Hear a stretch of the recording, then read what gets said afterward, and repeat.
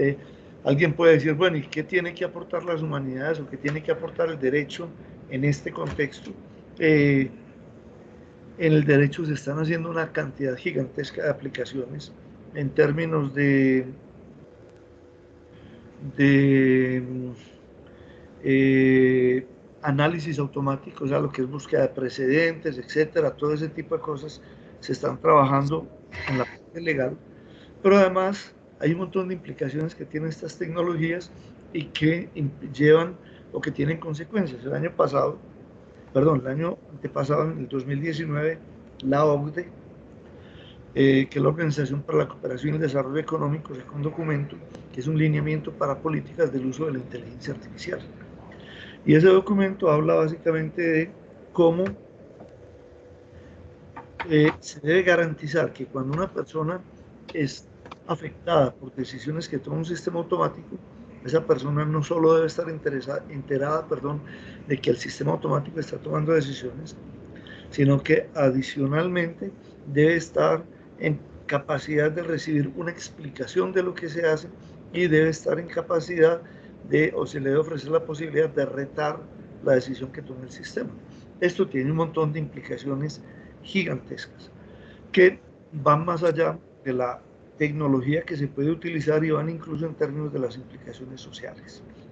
Entonces, en derecho se está trabajando no solo el aspecto legal, de hecho para los curiosos ya hay artículos, de hecho hay un libro que habla sobre el tema de cómo se maneja la responsabilidad penal en eh, casos en los cuales estén involucrados sistemas automáticos de inteligencia artificial y en el campo de humanidades, por ejemplo, ustedes pueden encontrar aplicaciones como una que hicieron en la Universidad de Harvard, donde básicamente hicieron un estudio de los musicales de Broadway y de las obras de teatro de Broadway, cruzando no solo criterios de carácter artístico, sino también variables macroeconómicas que les sirvieron en un momento determinado para encontrar patrones. Y uno de los patrones más interesantes que encontraron era que las obras que eran más exitosas no solo tenían gran calidad artística, sino que además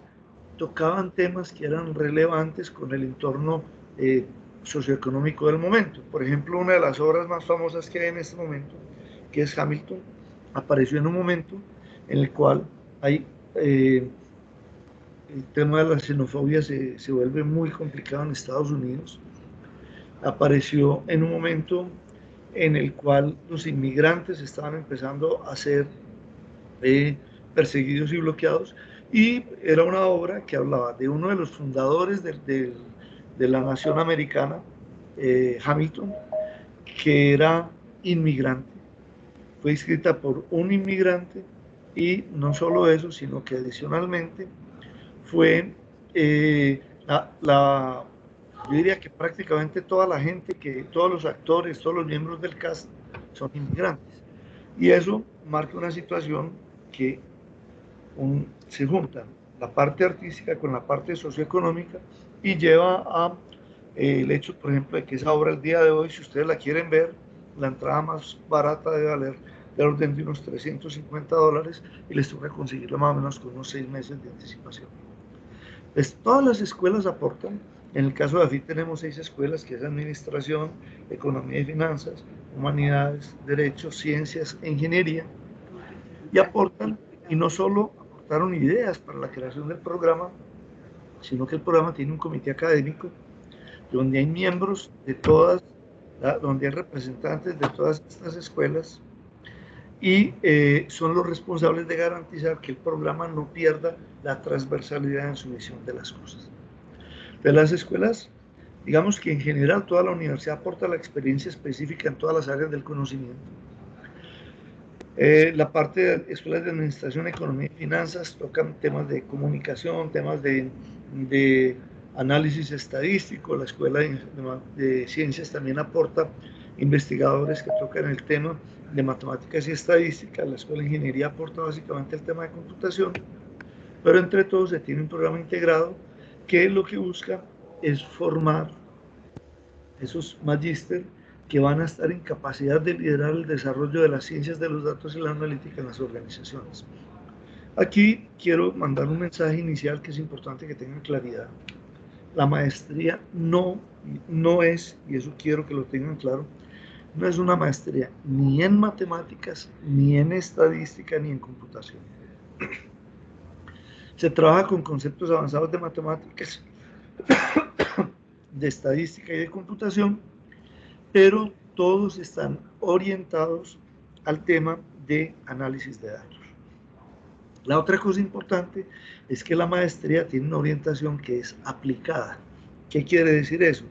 Quiere decir que por la forma como estamos organizándola, como está estructurada la maestría, lo que se busca es que ustedes cuando terminen la maestría tengan los conocimientos que les permitan resolver problemas basados en datos utilizando el estado del arte, o sea, las técnicas más recientes de la analítica y de las ciencias de los datos. No tenemos como objetivo que nuestros egresados desarrollen nuevas teorías, propongan métodos nuevos, etc. Tenemos el objetivo es de que puedan resolver problemas aplicados. Obviamente, si alguien es capaz de proponer una teoría nueva, desarrollar una teoría nueva, formar un teorema, lo que sea, pues bienvenido sea, nadie va a decir que no. Pero la orientación nuestra está básicamente en que se pueda aplicar la analítica. O sea, lo que queremos es que ustedes puedan transformar la forma como hacen o como llevan a cabo las tareas en las organizaciones, que las organizaciones puedan incursionar en nuevos campos, nuevos modelos de negocio, aprovechando los datos que tienen, y también que puedan aparecer nuevos emprendimientos a partir de las técnicas o las herramientas que ustedes van a aprender a manejar a lo largo de este programa. El tema de fondo aquí es que está cambiando la forma de hacer las cosas, ¿no es cierto? Entonces, veamos, Google, Amazon, Apple, Netflix ahora tiene una competencia muy fuerte con, con Disney Plus, ¿no es cierto? De hecho, perdón, ¿alguien me está hablando? Listo, no. Me pareció que alguien estaba hablando. Entonces, Uber, también hay un montón de competencias de Uber, entre esas Didi y otras adicionales, Airbnb, Waze, Neki. Y fíjense que el secreto de estas empresas es básicamente la información que manejan. Hace 2 años, en el 2019, fui invitado a Finlandia al lanzamiento de un centro de inteligencia artificial y robótica para apoyar a la industria en la ciudad de Pori. Y ahí tuvimos una reunión donde había muchos emprendedores, donde había empresarios de toda Europa, de Asia, había mucha gente de China. Y recuerdo una persona de Francia que me decía que el negocio de él era establecer vínculos comerciales con la China y que estaba buscando inversionistas para expandir hacia América Latina una empresa que era competencia de Uber, creo que era Didi, pero no estoy seguro. Y básicamente esa empresa hace 2 años realizaba 5 millones de viajes diarios, que si ustedes los ponen a, digamos que a $3 viaje, estamos hablando de 15 millones de dólares diarios. Y el objetivo de esa empresa era lograr llegar para el 2020 a tener 35 millones de viajes diarios, que si ustedes lo ponen a 3, que es a $3, que es un valor conservador, estaríamos hablando de 105 millones de dólares diarios simplemente por movilizar a la gente. Pero él me decía lo siguiente, el tema no es cuánta plata genera la empresa, el tema es cuántos emprendimientos, cuántos negocios nuevos se pueden montar cuando usted tiene la información de cómo se desplazan diariamente 35 millones de personas. Y eso es un elemento que es muy importante. La información acá empieza a tener un valor central que hace que el solo utilizar la información de por sí ya empiece a dar ventajas competitivas para las empresas. Está cambiando la forma de hacer las cosas, está cambiando la forma que tenemos de tener acceso a nuevos mercados, a comunicarnos, etcétera. De hecho, ustedes probablemente se han dado cuenta, estamos viviendo una época de cambio muy fuerte por lo de la pandemia, en la cual la tecnología nos ayudó a aislarnos, a poder aislarnos minimizando, a pesar de que hay un impacto muy grande en la economía, pero el impacto en la economía hubiera sido mucho, mucho más grande si no dispusiéramos de las tecnologías que tenemos actualmente. Y eso se ha traducido, por ejemplo, en un uso, en un incremento en el uso de los medios de pago electrónicos, en el comercio electrónico, compra a través de sitios web, etcétera, y todo ese tipo de cosas. Y por esa razón, cada día estamos viendo que se necesita más gente para trabajar en estas áreas. Les quiero contar un poquito sobre el tema de del proceso de admisión. Cuando ustedes se inscriben a la maestría, en la maestría hay una entrevista y hay un examen. La entrevista es de carácter básicamente informativo. Nosotros lo que hacemos en la entrevista es poder tener una información de carácter demográfico para aprovechar los datos que tenemos y entender cuáles son las personas que están presentando a la maestría. Pero realmente el ingreso a la maestría es de carácter netamente académico, o sea que está determinado a través de ese proceso de admisión. ¿No es cierto? El proceso de admisión básicamente entonces tiene un examen. Ese examen toca 3 temas que son la matemática, la estadística y la computación. Ahí aparece una cosa que es muy importante que ustedes deben tener presente. Aquí nosotros no tenemos ningún tipo de restricción en el sentido de que la persona que se vaya a presentar a la maestría debe haber estudiado ingeniería, o haber estudiado matemáticas, o haber estudiado estadística o economía, o todas estas ciencias que se caracterizan por un uso más intensivo de la matemática. Lo que nosotros necesitamos son 2 cosas. La primera es que la persona esté dispuesta a trabajar con matemáticas, estadística y computación. Ese es el lenguaje de las ciencias de los datos, son las herramientas que se utilizan en las ciencias de los datos, y entonces pues obviamente no tiene sentido pretender trabajar en ciencias de los datos y analítica sin hacer un uso intensivo de lo que es la matemática, la estadística y la computación, ¿no es cierto? La otra cosa es que se requieren unos conocimientos mínimos en cada una de las áreas, ahorita va a entrar un poquito en ese sentido, pero esos conocimientos mínimos, lo que decimos no es usted tuvo que haber cursado determinado programa, sino simplemente hay un examen donde se evalúan esos conocimientos y los que tengan esos conocimientos ingresan a la maestría. Una cosa importante que tengan presente, el sentido de ese examen de admisión es básicamente que ustedes y nosotros tengamos la tranquilidad de que las personas que se van a presentar o que van a empezar en la maestría en el primer semestre tienen el nivel apropiado para cursar las materias que se van a ver. Entonces, el objetivo no es expulsar a la gente, el objetivo no es selectivos. De hecho, si ustedes miran en la página web de la maestría, van a encontrar donde aparecen referencias bibliográficas para el examen de admisión. Hay un link en la primera página, llegan allá, si van al fondo, a ese link ven referencias bibliográficas y al final tienen unos ejemplos.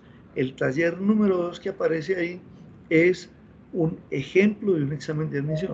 ¿Por qué? Porque la idea nuestra no es decir los queremos o queremos ser reconocidos porque es muy difícil entrar y no. Lo que queremos es que el que empiece en la maestría tenga el nivel apropiado y para eso pues no tenemos ningún inconveniente en que conozcan la estructura del examen, todas las cosas, porque de esa manera van a poder prepararse para, no para pasar el examen, porque pasar el examen es, digamos que es como un criterio de admisión, sino se van a poder preparar para que puedan desempeñar de manera apropiada, van a tener un rendimiento apropiado en las materias de la maestría, que como les decía, pues tiene una fundamentación matemática, estadística y computacional que es muy importante. Entonces, en este proceso se está ofreciendo un curso. Yo en este momento no tengo información de las de las fechas. Yo no sé si Jennifer la tiene, ahora al final Jennifer si la tiene no la publica, o si no, después le hacemos llegar la información. Nosotros ofrecemos un curso que es como una especie de nivelatorio. ¿Por qué lo hacemos? Lo hacemos por lo siguiente, porque históricamente lo que hemos encontrado es que todas las personas que se presentan a la maestría, y creo que es el caso de todos ustedes, son personas que han demostrado que tienen las capacidades académicas y tienen las competencias para poder abordar un programa con toda la seriedad del mundo. De hecho, por eso son profesionales y son profesionales exitosos, ¿no es cierto? El tema es que algunos de los conocimientos básicos que se requieren acá, que probablemente, o yo estoy seguro que la gran mayoría los vio inclusive algunos en el colegio y en la universidad, pues si uno no lo está utilizando de manera frecuente puede tener dificultades con eso, ¿no es cierto? Entonces, lo que hemos encontrado es que la gente que trabaja de manera cotidiana, aplicando estadística, matemática y computación, no tiene ningún problema con el examen, pero las personas que por razón del cargo que están desempeñando han estado alejadas de las aplicaciones de la matemática, la estadística y la computación, pues obviamente están, yo utilizo una palabra que es oxidadas, y eso les dificulta un poco las cosas. En el pasado lo que teníamos era que se presentaba el examen y los que no pasaban al examen pero tenían un rendimiento mínimo pasaban podían matricularse en un nivelatorio. Ese nivelatorio era un programa de 36 horas que se desarrollaba básicamente en 2 semanas, 3 semanas, en el cual se cubrían los temas de matemáticas, estadística y computación básicos. Después había un examen y la mayoría de la gente que pasaba por ese proceso, pues ya pasaba, ya tenía aprobada esa evaluación final. A raíz de eso, entonces tomamos la decisión de ofrecer el nivelatorio o el preparatorio para que la gente pueda prepararse para el examen, teniendo presente una cosa que es muy importante: las condiciones de ingreso son exactamente las mismas, tanto si participan en el preparatorio como si no participan en el preparatorio. El preparatorio es un curso que tiene 3 módulos, ya les voy a explicar rápidamente en qué consiste, y ese curso tiene un examen de admisión. La persona, tiene un examen para aprobar el curso. Ese examen de aprobación de ese curso es el mismo examen de admisión que van a presentar todas las personas que se van a matricular, que se presentan a la maestría, hayan pasado por el curso o no. O sea, el examen es el mismo, lo presentan el mismo día, a la misma hora, porque aquí lo que buscamos es que haya unas condiciones de transparencia y equidad en presentarse para la maestría. Los contenidos del preparatorio, aquí están, ven los temas básicos de computación, introducción a la programación, algo del diseño de algoritmos, conceptos básicos de complejidad, lo que es el costo computacional y procesamiento en nube. En la parte matemática, si ustedes se dan cuenta, hablamos de idea intuitiva de límite de funciones, convergencia de sucesiones, etc. Pero viene aproximación computacional al valor de la convergencia. Todas las aplicaciones matemáticas y estadísticas están basadas en modelos computacionales. ¿Por qué en modelos computacionales? Pues simplemente porque cuando hablamos de grandes volúmenes de información, necesitamos recurrir a la computación para poderla procesar.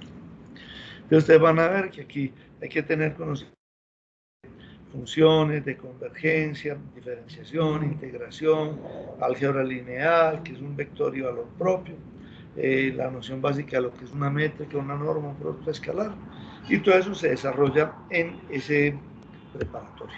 Adicionalmente también está la parte de procesos de fundamentos estadísticos, donde hablamos de la descripción gráfica, visual, tabular de datos, indicadores de centralidad, indicadores de dispersión, cuál es su forma, cómo se interpretan, análisis de normalidad, otros modelos explicativos de la incertidumbre, estimación puntual de indicadores, etc.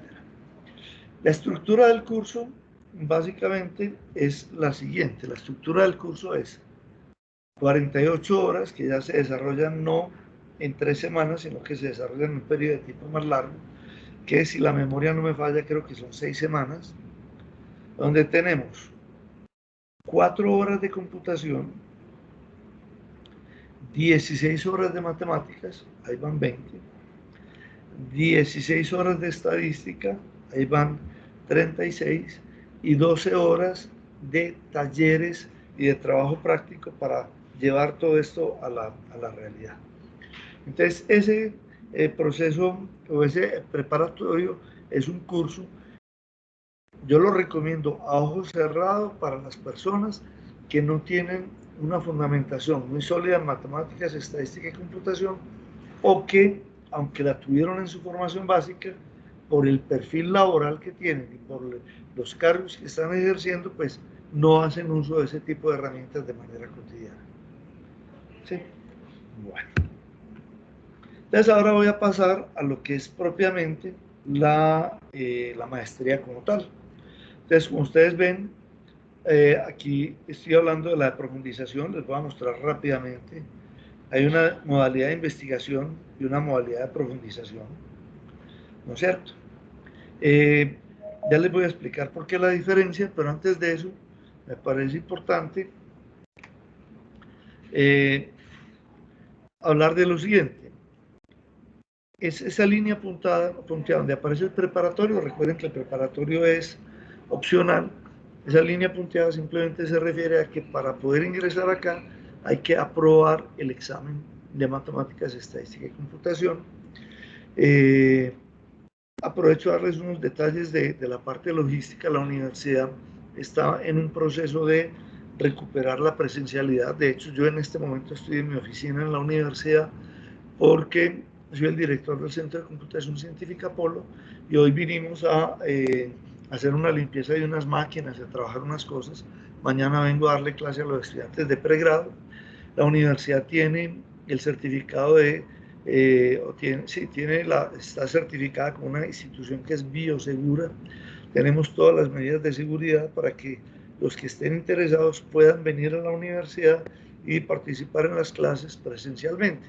De todas maneras, ustedes saben que tenemos un montón de reglamentos, o que tenemos un montón de condiciones para esos protocolos de bioseguridad, y entonces cuando no pueden venir a la clase, la universidad ha dotado la gran mayoría de sus aulas con cámaras de 360 grados, con equipos de audio, etcétera, que permiten que tanto los que están conectados virtualmente como los que están conectados presencialmente interactúen.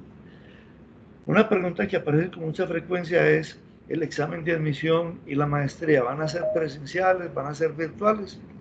Realmente depende cómo evolucionen las cosas. Si siguen avanzando las cosas como van, si con la vacuna disminuye el riesgo, etcétera, y toda la cosa, probablemente tengamos las actividades presenciales, pero si no, tenemos también todas las capacidades para hacer actividades virtuales y desarrollar la maestría apropiadamente. Bueno, hay dos modalidades. La primera modalidad es una modalidad de profundización, que la ven en la pantalla, que tiene 3 semestres de duración.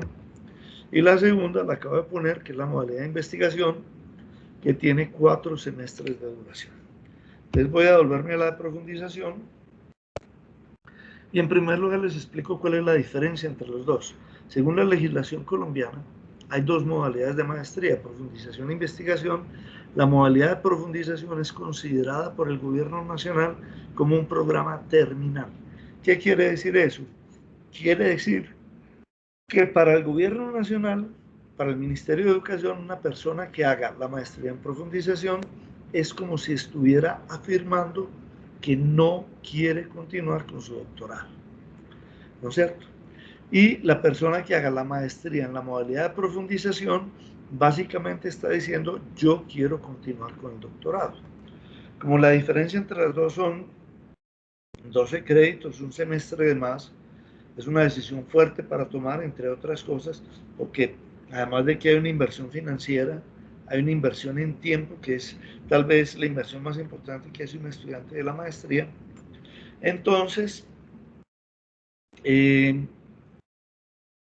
cuando se diseñó el programa, se tomó una decisión que fue la siguiente.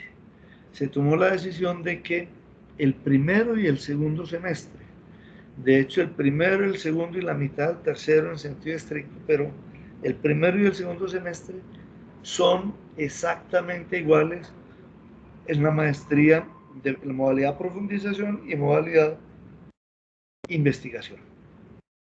¿Eso qué quiere decir? Eso quiere decir que esa decisión que ustedes deben tomar en algún momento de hacer la modalidad de profundización que dura 3 semestres o de investigación que dura 4 semestres, no tienen que tomarla ya, no tienen que tomarla cuando se presentan a la maestría, sino simplemente la, la deben tomar al finalizar el segundo semestre. ¿Por qué lo hacemos así? Porque al final del segundo semestre ya han tenido la oportunidad de participar en proyectos, han tenido la oportunidad de participar en, de ver las clases, han visto el seminario de proyecto de grado, han tomado electivas, han visto una de las materias de experiencias, que ahora les cuento por qué son diferentes y por qué les dan esa panorámica. Entonces, el segundo semestre tienen mucha más información que les permite determinar si quieren hacer profundización o si quieren hacer investigación. Para efectos de explicar la estructura de la maestría, entonces lo voy a hacer de la siguiente manera. Voy a hablar primero de todos los elementos comunes. Hablamos de primer semestre, segundo semestre y la mitad del tercer semestre. Después voy a hablar de una materia o un trabajo, que es el trabajo de grado, que es específico para los estudiantes que están en modalidad de profundización. Y después voy a hablar de las diferencias, las características particulares que tiene la modalidad de investigación. ¿No es cierto? Entonces, les voy a dar también voy a mostrar cuáles son como los diferenciadores. Hay una cosa que es importante para que la tengan presente, sobre todo los que nunca han estudiado en la Universidad de AFID. La Universidad de AFID siempre ha trabajado en una modalidad de créditos. ¿Qué quiere decir eso? Quiere decir que uno paga por las materias que ve, no paga un semestre, sino por las materias que ve. Hay muchas otras universidades en las cuales le dicen a uno, al semestre vale tanto, si usted coge menos de tantas materias, paga la mitad del semestre, pero solo están esos dos valores, el del semestre total, la mitad del semestre. Aquí en la universidad nosotros les damos una propuesta en términos de semestres, pero si por alguna razón, y de hecho ya hemos tenido casos de personas, por ejemplo, que a raíz de un ascenso, de un nombramiento en un cargo nuevo, dijo, yo no quiero correr riesgos, entonces simplemente voy a disminuir las materias y un semestre donde vi una sola materia, ese semestre paga nada más la materia. El valor de la maestría, entonces, depende del número total de créditos. La de investigación es de 36, la de profundización es de 48 y el pago que se hace el semestre depende de las materias que tomen. Si toman la estructura que nosotros tenemos propuesta, sería primer semestre 10 créditos, el segundo es de 13, el tercero es de 13 y los que hacen investigación, el cuarto sería un semestre de 12 créditos. Te voy a empezar con el primer semestre. La primera materia se llama Fundamentos en Ciencias de los Datos y tiene como finalidad que ustedes entiendan dos cosas. Primero, que la maestría no es ni en estadística ni en computación. Esas son herramientas que utilizamos, pero por ejemplo en la matemática hay una orientación mucho más fuerte hacia la demostración matemática que no forma parte de esta maestría. ¿Sí? Esta maestría está orientada para darles las herramientas matemáticas y conceptuales y estadísticas y computacionales que les permitan a ustedes resolver problemas aplicados en el campo de la analítica. ¿No es cierto? Y la segunda de las cosas que es muy importante es que, aunque la maestría no es ni en matemática, ni en estadística, ni en computación, esos sí son tres pilares fundamentales de la maestría que están estrechamente vinculados entre sí. Entonces, aquí vamos a hablar también de cómo se establece ese vínculo entre la matemática, la estadística y la computación. Paso a las materias que siguen, ¿no es cierto? Donde tengo álgebra en ciencias de los datos. En álgebra en ciencias de los datos lo que hacemos es aplicar álgebra lineal y aplicar análisis matemático para resolver problemas basados en datos. O sea, lo que vemos son esas herramientas que vienen del mundo de la matemática, del mundo de la estadística, y que son las que nos van a facilitar en cierta medida hacer trabajos interesantes, como es, por ejemplo, poder tener, reducir la dimensionalidad propia de un problema, poder definir la noción de aproximado, de que es similar a cómo se formaliza matemáticamente, etc. La materia que sigue, que es la de estadística no analítica, es una materia que tiene como finalidad presentar algunas técnicas estadísticas importantes para el tema de las ciencias de los datos. Básicamente aquí se parte de la base, de hay un supuesto que se evalúa en el examen de admisión, hay un supuesto de que todos los estudiantes tienen conceptos claros de estadística, incluso son capaces de hacer regresiones lineales, entienden la noción de independencia y esas cosas. Entonces aquí empezamos a partir de regresiones logísticas, tenemos algoritmos de clusterización, algoritmos para clasificación, categorización también como se llaman, tenemos técnicas como árboles aleatorios, bosques aleatorios, etcétera, y se desarrollan ahí. Y que es almacenamiento y recuperación de la información, es una materia donde se trabaja con las técnicas y las herramientas que permiten procesar grandes volúmenes de información. ¿Sí? Ahora, esas tres materias están puestas en un cuadrito azul. Es por una razón muy simple. Paralelo a esas tres materias se desarrolla un proyecto integrador. El proyecto integrador es un problema, resolver un problema aplicado. Se resuelve, bueno, aplicado porque la orientación de la maestría es aplicada.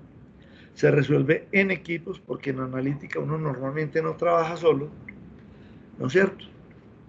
Y es en una temática que lo ideal es que ustedes la propongan, si no en la universidad les vamos a proponer temáticas, pero lo ideal es que ustedes la propongan. Ese proyecto que se va a desarrollar a lo largo del semestre se presenta ante un jurado evaluador, ese jurado le asigna una nota y esa nota de ese proyecto vale el 35% de la materia álgebra en ciencias de los datos, vale el 35% de estadística en analítica y vale el 35% de recuperación de la información. Dicho en otras palabras, cuando ustedes miran esos 105%, o sea que ese proyecto integrador pesa más que cualquiera de esas materias. Eso quiere decir que en esas materias, pues el profesor va a evaluar el 65% de la materia y el 35% adicional viene de la sustentación y de la entrega de ese proyecto integrado. Ahora va a pasar al segundo semestre. Todavía seguimos hablando de elementos que son comunes. En el segundo semestre tenemos aprendizaje automático, básicamente las técnicas de inteligencia artificial.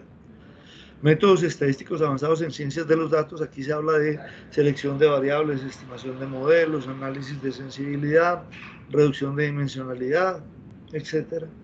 Y una tercera materia que es muy particular, visualización de datos y comunicación.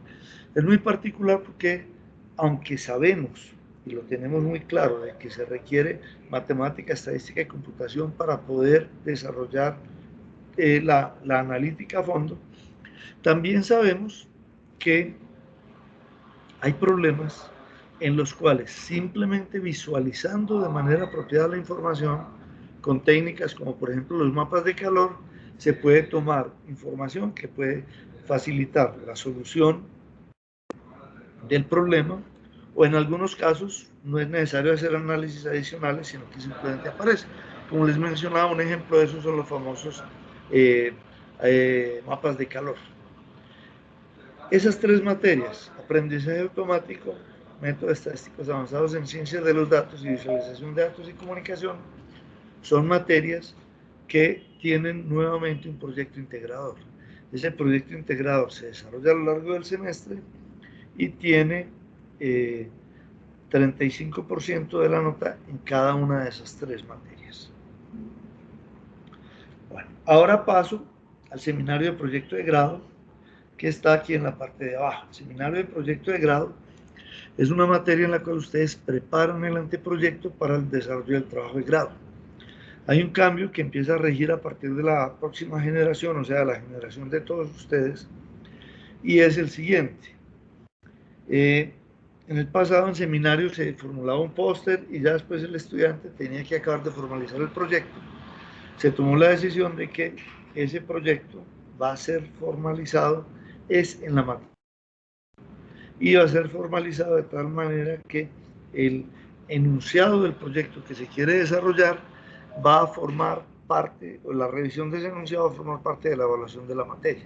De tal manera que si alguien no logra tener listo si alguien no logra tener listo su anteproyecto, entonces pues le tocaría repetir la materia. Ahora voy a pasar a estas materias que están en la parte de arriba, que se llaman experiencias. Las voy a explicar las dos de manera simultánea porque tienen unas características muy similares. De hecho, y es bueno que lo entiendan así, puede ser visto como si fuera una materia que se desarrolla a lo largo de 2 semestres, con una evaluación en el primer semestre y otra evaluación en el segundo semestre. La materia de experiencias actúa como un polo a tierra. ¿En qué sentido? En el sentido de que sabemos que hay un montón de teorías matemáticas, que tenemos elementos estadísticos computacionales, lo último en tecnología, pero cuando uno va a resolver los problemas en la vida real, pues empiezan a aparecer las dificultades. Entonces, aquí vamos a tener básicamente 2 tipos de actividades, bueno, 3 tipos de actividades. La primera de ellas vamos a tener conversaciones, son conversatorios con investigadores, emprendedores, empresarios o profesionales responsables de aplicar la analítica al interior de las empresas. ¿No es cierto? Entonces, ellos nos van a dar unas conferencias. A partir de esas conferencias, ustedes deben sacar, digamos que insumos para el segundo trabajo, que es ya el análisis de un caso de estudio. ¿No es cierto? En esas conferencias que nos dan los empresarios y que nos dan los investigadores, emprendedores, etcétera, se presentan casos exitosos, pero también se presentan fracasos, porque lo importante es que ustedes puedan aprender de las experiencias ajenas a ver cómo funcionan esos proyectos, cómo se desarrollan en el mundo real. ¿No es cierto? Y el último tema que aparece ahí tiene que ver con algo que ya había mencionado, pero que es importante, y son las implicaciones éticas y los aspectos legales asociados con el uso de este tipo de tecnologías. ¿No es cierto? Ese tema es un tema que es muy sensible, es un tema que es muy delicado, porque pues de alguna manera los seres humanos ya hemos ido avanzando y estamos en capacidad de hacer muchas cosas. Pero me parece una pregunta que es, ¿hasta dónde esas cosas que hemos hecho se han hecho porque se necesiten o hasta cuándo se han hecho simplemente porque tenemos la capacidad de hacerlas? Y ese es un cuestionamiento muy fuerte y ahí se van a trabajar algunos de esos aspectos éticos asociados con la analítica y las ciencias de los datos. Listo, entonces ya tenemos el primer semestre completo, segundo semestre completo, nos falta nada más la electiva. El tercer semestre tenemos experiencias y las electivas. Te voy a pasar a las electivas. Las electivas son materias que pueden tomar de cualquier programa de posgrado de la Universidad de AFIDE. Y está pensado así por lo siguiente: sabemos que todos los que vienen a la maestría tienen un interés común que se llama la analítica. Todos tienen interés en la analítica, pero sabemos que cada uno tiene un interés particular donde lo quiere aplicar. Hemos tenido proyectos de grado que trabajan apoyan procesos de selección, hemos tenido trabajos aplicados en el área de geología, trabajos aplicados en el área de derecho, trabajos aplicados en planificación, por ejemplo, de uso de salas quirúrgicas, ¿sí? De quirófanos. Hemos tenido en muchas áreas muchas aplicaciones diferentes. Y entonces ahí lo que se busca es que ustedes como estudiantes, porque nosotros partimos de la base de que una persona que toma la decisión de hacer una maestría, pues no lo hace porque no tenga nada que hacer. Como dicen los estudiantes, uno no estudia una maestría porque esté desparchado un viernes por la noche. Uno estudia una maestría porque tiene un plan de vida y entonces ustedes ahí pueden escoger las selectivas que más se ajusten con ese plan de vida que tienen. ¿No es cierto? Para que tengan más o menos una idea, como las selectivas pueden ser tomadas de cualquier maestría de la Universidad de AFID, por ejemplo, el semestre pasado a los estudiantes se les ofreció una colección de más de 280 materias diferentes en todas las áreas del conocimiento que podían tomar para como electivas dentro de su programa de maestría. ¿Sí? Un tema importante, recuerden que yo les decía que AFID trabaja por créditos, la maestría tiene 36 créditos, profundización, 48 investigación, entonces el tema de las selectivas es muy importante que no lo miren como tengo que electivas, sino tengo 9 créditos de electivas. Esos 9 créditos pueden ser tomados, por ejemplo, en 3 materias de 2 créditos y una de 3 créditos, o sea, en ese caso lo verían en 4, o una materia de, perdón, 3 materias de 3 créditos. De hecho, hemos tenido el caso de estudiantes que han visto eh, 2 materias de 3 créditos, una de 2 créditos y una de 1 crédito. Entonces ahí se puede jugar con eso de muchas maneras diferentes. Todo eso que les acabo de decir aplica tanto para profundización como para investigación, los proyectos integradores, el seminario, las materias de experiencias y las selectivas. ¿No es cierto? Aquí ya se empiezan a diferenciar la de profundización y la de investigación en el siguiente sentido. La de profundización tiene 36 créditos, termina al finalizar el tercer semestre y entonces ese semestre se complementa con un trabajo de grado de 6 créditos.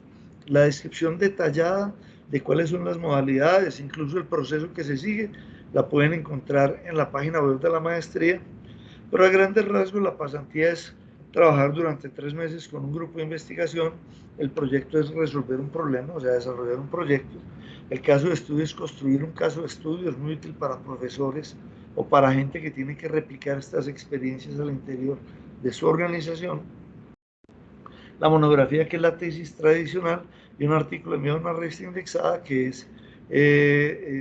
se recibe eso como si fuera un proyecto de grado, un trabajo de grado, simplemente porque hay todo un proceso de evaluación por parte de pares y que garantiza que la calidad de lo que se está haciendo está bien. Entonces, ahora voy a pasar a la modalidad de investigación. En la modalidad de investigación, si ustedes ponen cuidado en la pantalla, se van a dar cuenta que lo único que pasa es que desaparece el trabajo de grado, es reemplazado por 2 materias y aparece un semestre nuevo. El estudiante que tome la modalidad de investigación tiene que tomar 2 materias adicionales, que son estadística no paramétrica en ciencias de los datos y minería de datos para grandes volúmenes de información. Una cosa importante para que la tengan presente, como la maestría en investigación toma un semestre adicional, nosotros lo que queremos hacer es que el que tome la maestría en investigación es que va a seguir con el doctorado. Entonces, estas materias que son obligatorias en investigación pueden ser tomadas como electivas en profundización. ¿No es cierto? Bueno, y la otra cosa nueva que aparece es el trabajo de grado, a diferencia del de profundización que era de 6 créditos, este es de 12 créditos, quiere que lo trabajen durante un semestre completo y durante ese semestre completo lo que deben producir es un artículo que se pueda enviar a una revista indexada Easy Scopus, ¿no es cierto? De hecho, lo ideal y lo que han hecho los estudiantes y hasta el momento han optado por presentar un artículo como trabajo de grado, es que si ya lo tienen publicado, entonces el tema se simplifica mucho porque al tenerlo publicado ya hubo una evaluación de pares y la maestría tiene una política de cómo se asigna la nota dependiendo de la calidad de la revista. Por calidad de la revista me refiero a cómo está siendo clasificada en ICI y en Scopus, y por lo tanto en Colciencias cuál es el nivel o calidad que se le reconoce al programa.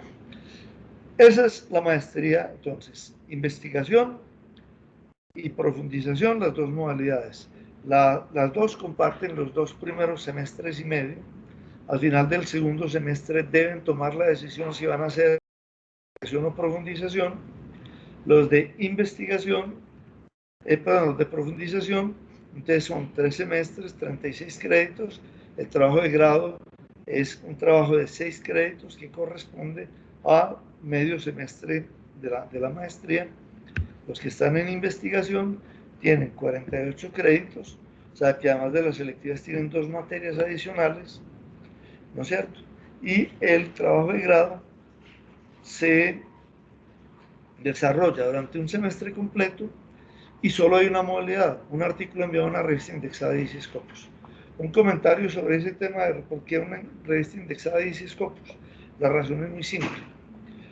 Como les decía, suponemos que el que va a trabajar en investigación es porque quiere continuar haciendo su doctorado.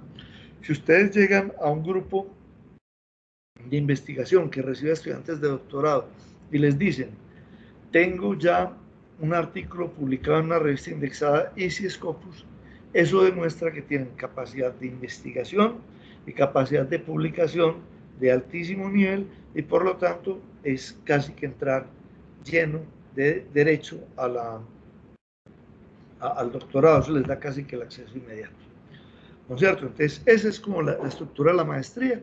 Un par de detalles logísticos. El primero de ellos tiene que ver con la modalidad. En la medida en que la universidad vaya adoptando la presencialidad, pues nosotros también la iremos adoptando, pero de todas maneras, por lo menos en este periodo de transición, que creo que por lo menos durante todo este año, por los protocolos de bioseguridad, ustedes saben que si una persona tiene tos, si una persona tiene gripa, si una persona tiene dolor de cabeza y eso, pues no debe estar en contacto con otras. Entonces siempre tendremos el mecanismo de acceso remoto a las clases. Es más, incluso cuando la maestría estaba operando presencialmente, autorizábamos o hay la posibilidad de que una persona pueda participar remotamente en algunas sesiones, por una razón muy sencilla, porque sabemos que muchos de ustedes trabajan, tienen a veces viajes de trabajo, tienen compromisos, etcétera. Entonces la finalidad es apoyarlos en ese sentido. Y la segunda de las cosas tiene que ver con lo siguiente, tiene que ver con el horario. La maestría se está desarrollando viernes de 6 a 10 de la noche, sábados de 8 a 12 del día. La única excepción son las materias electivas. Y las materias electivas son una excepción porque como pueden tomar materias de cualquier programa de posgrado de la universidad, pues obviamente ese horario es el horario en que ese programa las ofrece y no necesariamente el horario en que está programada la maestría, ¿no es cierto? Entonces, procedo a resolver dudas o preguntas que ustedes tengan.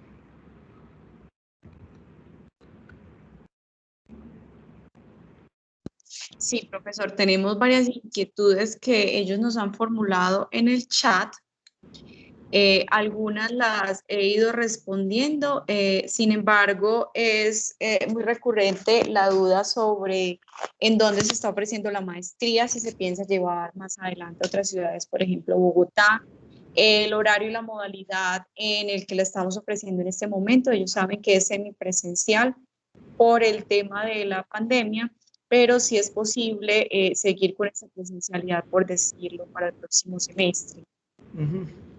Bueno, entonces, con respecto a lo primero, en este momento la maestría se está ofreciendo pues solo en Medellín, aunque les cuento que precisamente por lo de la virtualidad y todo eso, este semestre tuvimos una estudiante que empezó las clases desde Australia.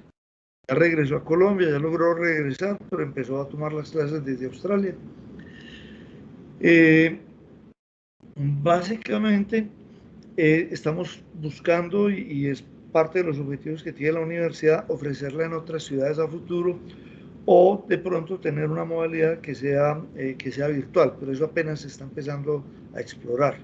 ¿Qué quiere decir eso? Quiere decir que en este momento la maestría se ofrece básicamente en la ciudad de Medellín. No tenemos registro para ofrecerlo en otra ciudad, aunque, como les decía, estamos empezando a trabajar en ese sentido, ¿no es cierto? Y con respecto a los horarios, como les decía, estamos los viernes de 6 a 10, sábados de 8 a 12, se trabaja durante todo el semestre.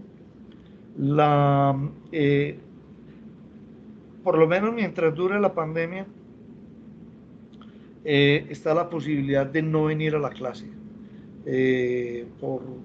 Pues hay condiciones en las cuales nosotros, de hecho, tenemos estudiantes de pregrado que no tiene sentido que un estudiante que vive, por ejemplo, en la costa, se traslade a Medellín a pagar apartamento y todo eso para venir a una clase nada más, cuando podría asistir remotamente. Entonces, por el momento tenemos esa facilidad. Pero también me gusta ser muy claro en el sentido de que el registro nuestro es para un programa presencial. En este momento tenemos mucha flexibilidad en la parte de participación virtual, simplemente porque estamos viviendo una situación de emergencia con lo de la pandemia. Pero en el momento en que las cosas se normalicen, si todavía no hemos logrado el trámite y la aprobación de pronto una modalidad virtual o alguna cosa de esas, pues tendría que ser presencial en la ciudad de Medellín. Ok, gracias. También nos preguntan por pasantías, si tenemos convenios para realizar pasantías. Y también sobre el tema laboral. Nos pregunta Marcio si tenemos contacto con algunas empresas que hacen rondas de reclutamiento para las personas de la maestría. Bueno, en términos de la parte de los convenios y de la movilidad, digamos que en este momento la universidad tiene una serie de convenios, como por ejemplo el SIGEM, etcétera, que facilita la movilidad entre universidades colombianas. También tenemos algunos convenios firmados, no específicamente para este programa, pero cuando involucran materias que se pueden reconocer en el caso del programa, pues no tenemos ningún problema en reconocer, en hacer la equivalencia en ese sentido. En la materia de experiencias, yo les decía que invitamos emprendedores, invitamos empresarios, investigadores, profesionales que trabajan en esta área. Entonces, por ejemplo, el semestre pasado, tuvimos una presentación de un profesor de la Universidad de Adelphi que queda en la zona de Long Island, en Nueva York, en los Estados Unidos, y se desarrolló un proyecto conjunto entre estudiantes. O sea, el proyecto integrador fue un proyecto donde participaron estudiantes de acá, estudiantes de la universidad de allá, trabajando con una empresa en particular. También estamos adelantando unas conversaciones con el Instituto Tecnológico de la Florida. Ya estuve reunido con el vicerrector académico de allá para ver de qué manera podemos aprovechar un poquito el tema de la virtualidad y se está explorando, ¿no es cierto? O sea, hemos tenido estudiantes que han tenido experiencias internacionales a través de de proyectos. Tenemos también, por ejemplo, ayer un estudiante que va a empezar su proyecto de grado. Ayer tuvimos una reunión con un investigador y empresario de Finlandia que trabaja temas de aplicación de inteligencia artificial en procesos de selección de recursos humanos. Entonces él va a dirigir parte de ese proyecto. También hay otro proyecto donde tenemos la participación de un colombiano que trabaja en temas de detección de fraudes en el sector financiero, que tiene un emprendimiento, que vive en Londres y desde allá está asesorando también a los estudiantes. Entonces lo que quiero decir es que hay posibilidades, hay algunas que son más formales que otras, ¿no es cierto? Pero en general lo que yo diría es que a través de los profesores del programa, que tenemos contactos internacionales y eso, pues siempre está abierta la posibilidad de poder explorar desarrollos que sean interesantes. La segunda pregunta, qué pena, Jennifer, se me olvidó la segunda parte de la pregunta. No, nos preguntaban sobre las posibilidades laborales con otras Las empresas en posibilidades Colombia. laborales. Sí, Ujú. básicamente nosotros en este momento no tenemos, así como que vengan las empresas a hacer alguna feria de empleo, alguna cosa de ese estilo, no lo tenemos, pero sí se reciben periódicamente solicitudes de las empresas de que les pasemos o sea, hojas de vida a los egresados, de los estudiantes o de los egresados. Nosotros lo que hacemos en ese caso es que se le consulta a los estudiantes quienes están interesados y hacemos el matching en ese sentido. De todas maneras, el tema de analítica y ciencias de los datos, y esto es muy importante que lo tengan presente, es un tema que está siendo utilizado en todo el mundo, en todos los niveles. Y el programa nuestro es un programa que está hecho pensando no en que ustedes manejen herramientas específicas, sino en que entiendan los conceptos y que puedan tomar decisiones de selección de un modelo, validar un resultado, etcétera, que eso les permite ser competitivos en cualquier parte del mundo. Perfecto, ya como para terminar, porque ya se nos pasó la hora, estas dos preguntas que veo que tienes en la pantalla sobre los tres Sí. pilares de la matemática, estadística y computación, nos preguntan cuáles son los conocimientos mínimos que se debe tener en computación. Bueno, ahí hay un tema muy importante en la parte de computación y es el siguiente, y quiero ser muy franco en este sentido. Todos estos modelos se implementan computacionalmente, ¿no es cierto?